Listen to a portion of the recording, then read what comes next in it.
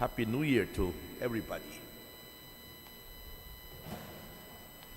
There is one among you whom you do not recognize. There is somebody among you whom you do not recognize.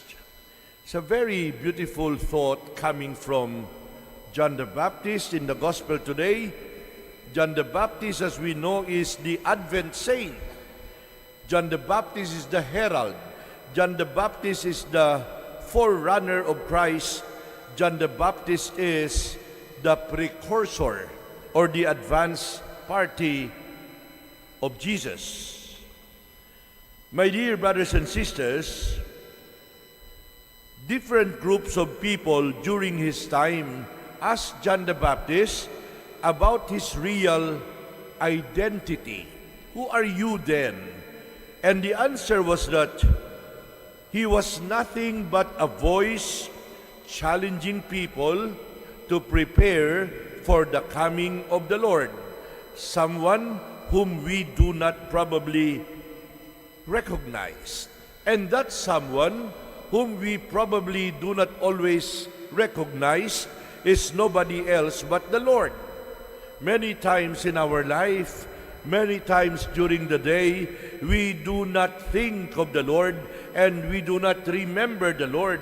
And what John the Baptist was saying was, I am nobody, I am only a voice telling you to get ready for the coming of the Lord, for He is now on the way. My dear friends, John the Baptist was what every true preacher and every true teacher ought to be. Only a voice, a pointer to the King. The last thing that he wanted people to do was to look at him and to look up to him. He wanted them to forget him and see only the King.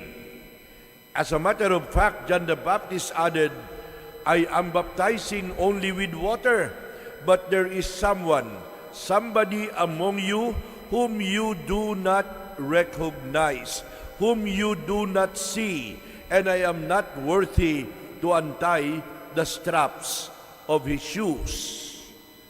John could not have called a more menial task, because to untie the straps of sandals was the work of a slave.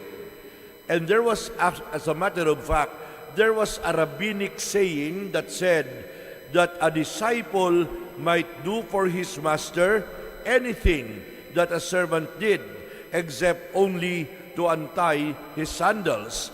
And that was too menial a service for even a disciple to render. The function of John the Baptist was to be only the preparer of the way.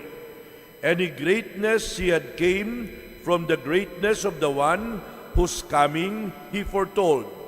And John is the example of the man prepared to obliterate himself in order that Christ might be seen.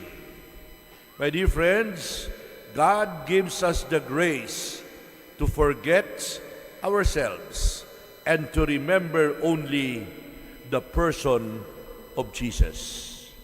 Amen.